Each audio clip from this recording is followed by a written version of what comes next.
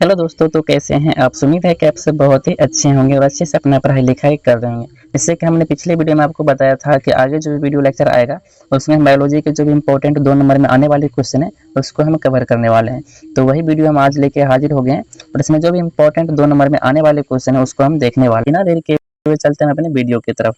हमारा first number का question यहाँ पे बोल रहा है कि पोषण क्या इंपॉर्टेंट है, ठीक है, पूछा गया है। पोषण के विभिन्न प्रकारों का वर्णन करना है आपके पास, ठीक है। ये आपका हो गया क्या क्वेश्चन हो गया। और आप आंसर देखिए, आंसर में यह लिखेंगे इसमें, पोषण वह प्रक्रिया है जिससे जीव भोजन ग्रहण करते हैं और उसे ऊर्जा में परिवर्तित करते हैं।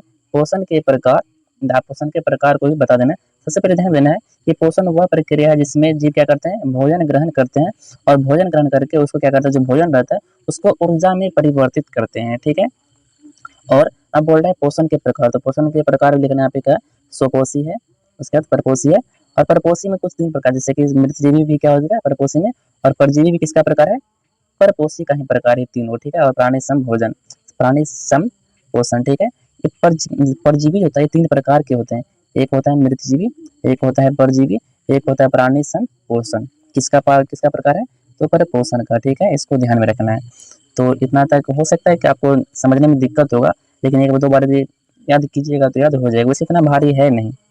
इसमें सीधा बोल रहा है कि पोषण वह प्रक्रिया जिससे भोजन को ग्रहण किया जाता है और जो भोजन हम खाते हैं उसका उसका परिवर्तन किस में होता है, उसका परिवर्तन होता है ऊर्जा में, ठीक है। और उसका प्रकार भी बताना, स्वपोषण होता है, परपोषण होता है। परपोषण 3 प्रकार के होते हैं, मृतजीवी, परजीवी, प्राणी संपोषी, ठीक है। बस इतना ही है। अब चलते हैं क्वेश्चन नंबर सेकंड, यहाँ पे दिया हुआ है क्वेश्चन सेकंड। तो क्वेश्चन सेकंड को हम छोटा कर लेते हैं और यहाँ पे बोल रहा है क्वेश्चन में कि प्रकाश संश्लेषण की प्रक्रिया का वर्णन करें। प्रकाश संश्लेषण क्रिया जो कि पेड़ पौधे करते हैं उसी के बारे में आपको चर्चा करना है। तो बोल रहा है प्रकाश संश्लेषण पौधे द्वारा सूर्य की ऊर्जा का उपयोग करके कार्बन डाइऑक्साइड, जल से ग्लूकोज और ऑक्सीजन बनने की प्रक्रिया है। इससे ग्लूकोज बनता है और क्या बनता है, ऑक्सीजन बनता है। इसके लिए आवश्यक शर्त भी आपको लिखने के लिए बोल सकता है। इसमें सबसे पहले क्लोरोफिल होना चाहिए, ठीक है। क्लोरोफिल, क्लोरोफिल कहाँ पाया जाता है, ये हरा रंग का वर्णक होता है, ये कहाँ पाया जाता है, तो पत्ती में पाया जाता है। और क्लोरोफिल में ही मैग्नीशियम भी पाया जाता है। मैग्नीशियम है तो इसको ध्यान में रखना इंपॉर्टेंट है। मैग्नीशियम है तो कहाँ पाया जाता है, क्लोरोफिल में पाया जाता है। उसके लिए क्लोरोफिल चाहिए, उसके बाद जल भी चाहिए, ठीक है, जल चाहिए। और क्या चाहिए, कार्बन डाइऑक्साइड भी चाहिए। और ये कार्बन डाइऑक्साइड वायु में कितना परसेंट है, वायुमंडल में 0.03%। और जब O2 का बात करें ये पाया जाता है 21%। और जब नाइट्रोजन का बात करें तो वो पाया जाता है 78%, ठीक है। चलिए दूसरा नंबर भी क्वेश्चन समझ में आपको आ गया होगा। अब चलते हैं क्वेश्चन नंबर थर्ड की तरफ। तो क्वेश्चन नंबर थर्ड यहाँ पे बोल रहा है मनुष्य में श्वसन की प्रक्रिया का वर्णन करें। मनुष्य में श्वसन की जो प्रक्रिया होता है उसको वर्णन करना है। 2 नंबर का क्वेश्चन है। इसमें 2 नंबर आपको यदि बनाते हैं तो जब आ जाता है और यदि आप बना देते हैं उसमें आपको 2 मार्क्स मिल जाता है। चलिए अब इसके आंसर देखते हैं। तो बोल रहे हैं मनुष्य में श्वसन वायवीय होता है। इससे पहले जो ऑब्जेक्टिव कराए थे उसमें हम बोले थे कि मनुष्य में जो श्वसन होता है वो केवल वायवीय होता है।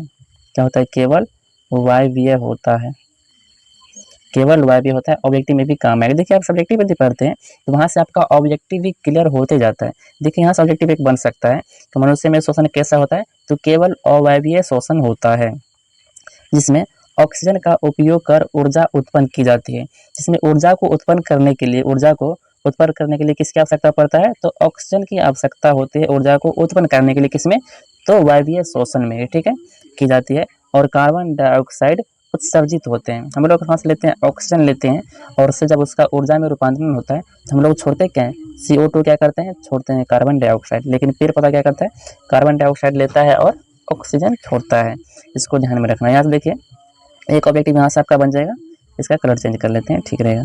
देखिए तो एक कहाँ से बन गया, एक क्वेश्चन आपका यहाँ से बन गया और दूसरा क्वेश्चन यहाँ से बन गया और तीसरा यहाँ से बन गया कि ऑक्सीजन, जब हम कार्बन डाइऑक्साइड का ऑक्सीजन का उपयोग किसके लिए करते हैं, तो ऊर्जा में रूपांतरण के लिए। और उसके बाद कार्बन डाइऑक्साइड क्या करते हैं, उसको बाहर छोड़ देते हैं। तो अब क्वेश्चन नंबर 4 यहाँ पे है और क्वेश्चन नंबर 4 बोल रहा है स्वपोषी और परपोषी पोषण में अंतर बताएं। स्वपोषी कितने प्रकार के होते हैं, स्वपोषी एक ही प्रकार के होते हैं। लेकिन जब बात करते हैं परपोषी की, परपोषी 3 प्रकार के होते हैं जो कि ऊपर आपको दिखाए हैं। ऊपर आपको चर्चा की थी, क्वेश्चन मतलब फर्स्ट नहीं था। स्वपोषी और परपोषी क्या बोल रहे हैं, अंतर। तो स्वपोषी पोषण में जीव स्वयं भोजन बनाते हैं। स्वपोषी जो होता है जैसे पेड़ पौधा, तो उसको निर्भर नहीं रहना पड़ता है किसी पे, वो हमको बना के देगा तभी हम खाएंगे, वो खुद से बना लेते हैं। सूर्य के प्रकाश से प्रकाश संश्लेषण की प्रक्रिया के द्वारा भोजन को तैयार कर लेते हैं। लेकिन परपोषी पोषण में जीव दूसरे से भोजन प्राप्त करते हैं, खुद नहीं बनाते हैं पर दूसरे से भोजन प्राप्त करते हैं। जैसे कि हम लोग हैं, तो जब यदि पेड़ हमको खाना उगा के देगा नहीं तो हम कैसे खा सकते हैं। जब पेड़ जैसे कि धान उपजता है तभी ना हम खाते हैं, उस पर आश्रित हैं पेड़ पौधा पे, वो हमको कुछ फल उपजा के देगा, उसके बाद हम अपना क्या करेंगे, भोजन करेंगे।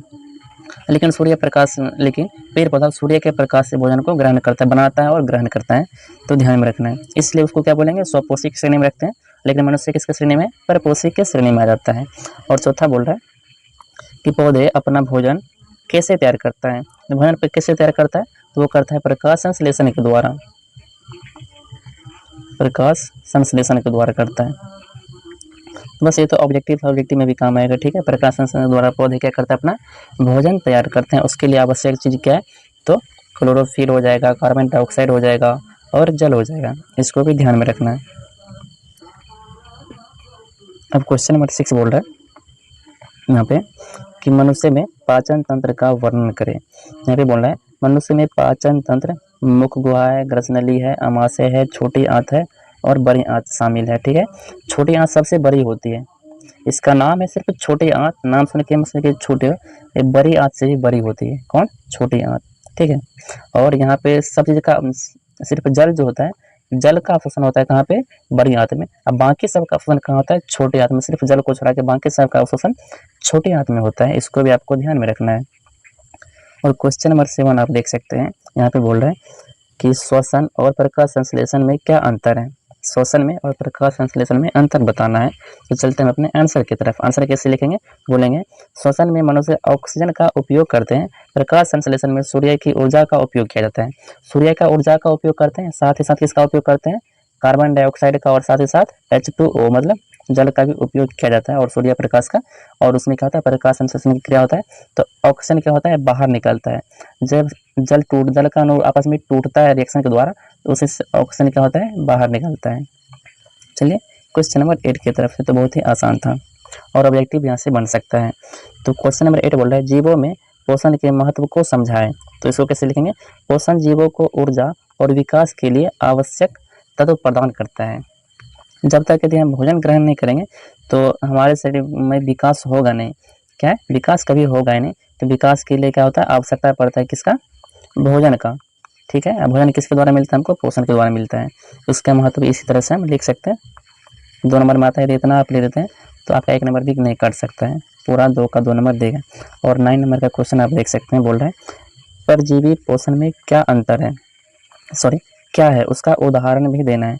तो परजीवी पोषण में जीव दूसरे जीव पर आश्रित रहते हैं, ये खुद से भोजन ग्रहण मतलब नहीं बनाते हैं, लेकिन दूसरे पे आश्रित रहते हैं। जैसे कि क्या हो जाएगा, काला आजार का परजीवी, इसे मनुष्य भी दे सकते हैं, मनुष्य हो जाएगा आपके पास, उसके बाद जानवर हो जाएगा, उसके बाद कीड़े मकोड़े जीव वो क्या हो जाएंगे, सब हो जाएंगे क्या, परजीवी, ठीक है। उम्मीद है कि आपको समझ में आ गया, ऑब्जेक्टिव भी बन सकता है।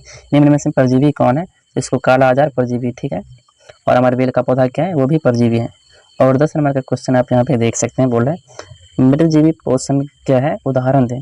तो मृतजीवी पोषण में जीव सड़ी गली चीज़ों से भोजन प्राप्त करता है। जैसे कि उदाहरण के लिए कवक, बैक्टीरिया सब हो गया, ये सब क्या करते हैं, सड़ी गली चीज़ों पे आश्रित। जैसे कि केले के छिलका यदि आप खा के फेंक देते हैं तो कुछ दिन में वो सड़गल जाता है, और उसमें देखते हैं बहुत छोटे छोटे से कवक कीड़ा फतिंगा, जो छोटे छोटे कवक होते हैं उसको खाने के लिए लग जाते हैं। तो वो सड़ी गली चीज़ों को क्या करते हैं, पचा देते हैं, खाते हैं और मिट्टी में मिला देते हैं। तो उसी को बोलते हैं मृत जीव, जो कि मृत जीव को खाता है।